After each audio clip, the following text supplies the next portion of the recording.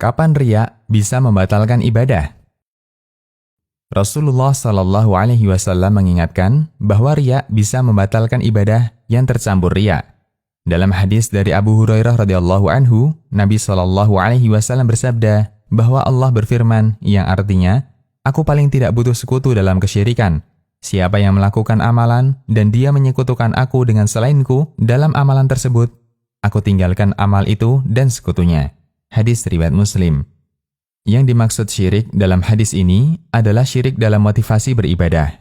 Seseorang beribadah dengan motivasi bukan untuk mendapatkan balasan dari Allah, namun ingin mendapatkan balasan dari manusia, apapun bentuknya.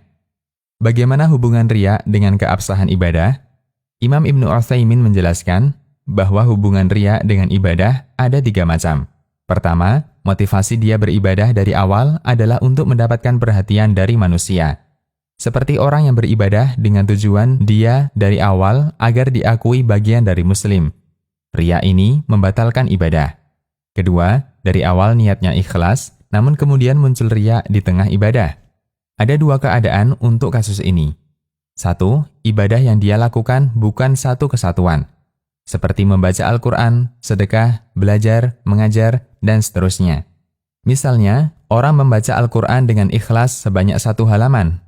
Tiba-tiba muncul riya ketika membaca halaman berikutnya.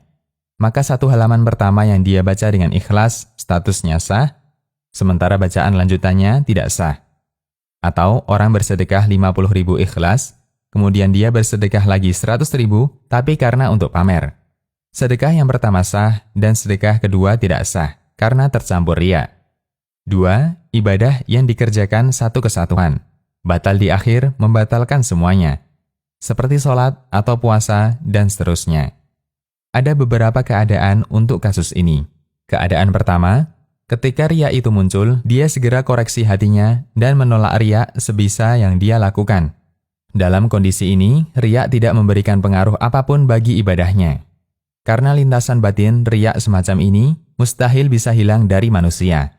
Ini berdasarkan hadis dari Abu Hurairah radhiyallahu anhu, Nabi Shallallahu Alaihi Wasallam bersabda yang artinya, Allah memaafkan bisikan hati dari umatku sampai dia ucapkan atau dia amalkan. Hadis riwayat Bukhari dan Nasa'i. Keadaan kedua, dia menikmati munculnya riya ini dan tidak ditolak. Dalam kondisi ini, semua ibadahnya batal dari awal karena ibadahnya satu kesatuan. Sebagai contoh, orang yang sholat dengan ikhlas, namun ketika di rakaat ketiga dia riya dan dia tidak berusaha menolaknya, maka sholatnya batal dari awal. Ketiga, muncul riya setelah selesai ibadah. Semacam ini tidak mempengaruhi keabsahan ibadah dan tidak membatalkannya, karena sholatnya selesai dengan benar dan tidak menjadi batal gara-gara munculnya riya. Dan bukan termasuk riya ketika seseorang merasa senang seusai ibadah karena dia tahu ibadahnya dilihat orang lain. Karena rasa senang ini muncul setelah selesai ibadah.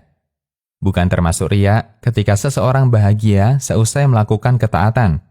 Bahagia karena melakukan ketaatan termasuk tanda iman.